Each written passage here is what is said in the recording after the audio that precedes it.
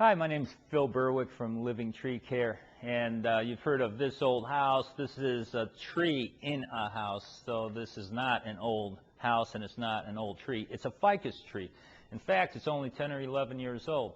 If a ficus has a lot of air and a lot of water at the right intervals, it will do this. And this tree is growing quite quickly. We are returning to do some follow-up trimming today. Now, half a year ago, we came here and we pruned this way back. The branches were way out there, and we pruned all the way back to areas here that had other lateral branches coming off of them. Well, since then, these lateral branches have grown 36 inches. So we're going to bring it back to laterals again. And, you know, if it was my ficus, I may let it grow a little bit bigger since all the space was created for this tree. But the owners feel that it's growing them out of house and home. So we're going to prune it back, we're going to shape it, we're going to prune it back to other lateral branches so that through the window you can still view the outside in the oak tree behind this ficus tree. Okay, so got a beautiful shot of the outdoors here. Maybe we do want to bring back the ficus a little bit. Maybe a little bit a lot. But we don't want to trim back so hard that we create a lot of growth at the end. So I'm still going to prune it. The rule is back to another lateral. Now originally this was taken back quite far, but we're going to come halfway back this time. And if you take too much out of a tree, it can shock a tree. And wherever possible, we're pruning back to other live laterals. We can prune off a little at a time.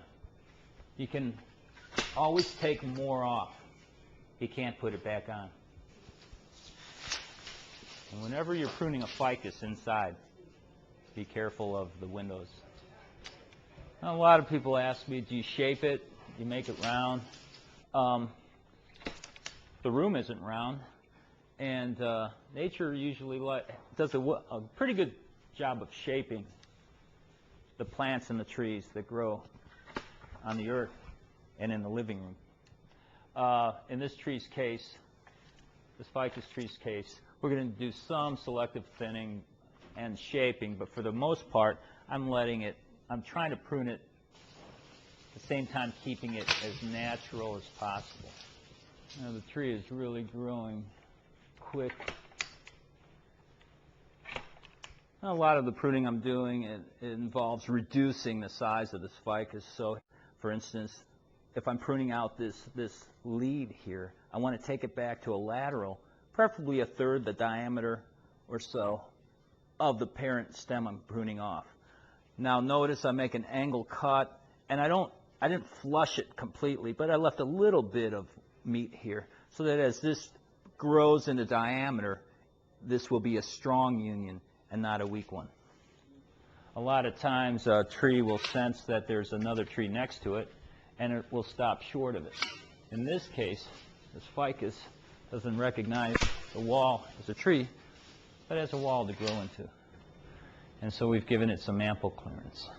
Trees are going to grow to the light, so even though I pruned this back from the light significantly, the owner of the tree said, it's growing still. Well, that's kind of what ficuses in the light next to windows will do. So we'll take it back a little bit more radically this time, since I know that these owners are after management. I would prefer to just keep it snipped back every couple weeks.